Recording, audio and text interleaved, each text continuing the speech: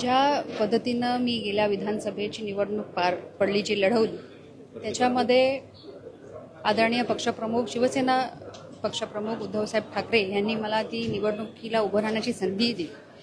निश्चितपणानं या आपल्या माध्यमातून त्यांचे आभार व्यक्त करत असताना, ज्या पद्धतीनं निवडणूक लढवत असताना आलेले अनुभव आहेत, पक्ष नेतृत्वाने दाखवलेला विश्वास निश्चितपणाने होताच, पण त्याचबरोबर अंतर्गत जे काही वादविवाद, त्या सगळ्या गोष्टींना सामोरं जावं लागलं आणि ज्या पद्धतीनं पराभवाला सामोरं जावं लागलं, कुठेतरी ह्या सगळ्याचा विचार करत असताना आणि मतदारसंघामध्ये ज्या 92,000 जी मतं मला प्राप्त झाली, त्या सगळ्यांचा विचार विकास कामांच्या माध्यमातून करत असताना आजचा हा अजितदादाच्या नेतृत्वाखाली राष्ट्रवादी काँग्रेस पक्षामध्ये प्रवेश करण्याचा निश्चित आम्ही केलेला आहे. आदित्य ठाकरेंनी तुमच्यासाठी पक्षाचा प्रचार केला, असं नेमकं काय घडलं की तुम्हाला अजितदादांच्या राष्ट्रवादीमध्ये पक्ष प्रवेश करावा वाटला? जसं मी म्हटलं की पक्ष नेतृत्वाबद्दल असं कुठल्याही प्रकारची तक्रार नाही. उलट आदरणीय उद्धव साहेब असतील, आदरणीय आदित्य ठाकरे साहेब असतील, त्यांच्याबद्दल नितांत आदर आणि प्रेम हे आहे, कायमच राहणार. पण त्याचबरोबर सहकार्य त्या ठिकाणी प्राप्त झालेलं नाही.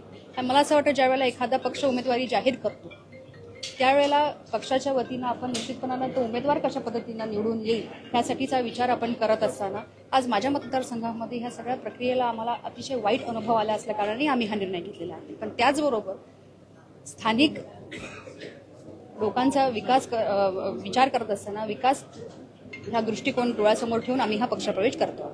काही लोक त्रास देत होते का, किंवा विधानसभेचा पराभव हा प्रमुख कारण आहे?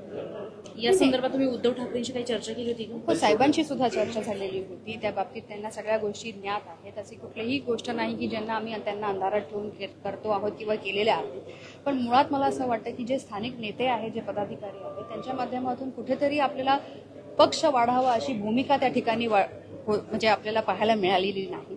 तर कुठेतरी स्नेहल जगताप ज्या वेळेला पूर्ण ताकदीने उभी राहते, त्यावेळेला निश्चितपणानं आपण सुद्धा त्या ताकदीनं आपला पक्ष वाढावा यासाठी काम करावं ही भावना मनामध्ये असणं गरजेचं होतं. ते कुठेही आम्हाला त्या काळी पाहायला मिळालेलं. पक्षांतर्गत काही खटखट आहे का एकंदरीत, म्हणजे थोडं सविस्तर सांगा नेमकं काय होतंय, तुम्हाला का सोडावा लागतोय पक्ष? नाही, असं काही नाही. जसं मी तुम्हाला म्हटलं, ह्या बाबतीत मी तुम्हाला स्पष्ट आता सांगितलेलं आहे. जर व्यक्तिगत मी कोणाचं स्पेसिफिक नाव घेऊन बोलू शकत नाही. मी आपल्या माध्यमातून ज्यांच्यापर्यंत या गोष्टी जायच्या आहेत त्या त्यांना माहिती सुद्धा आहेत, ऑफ द रेकॉर्ड सुद्धा माहिती आहे.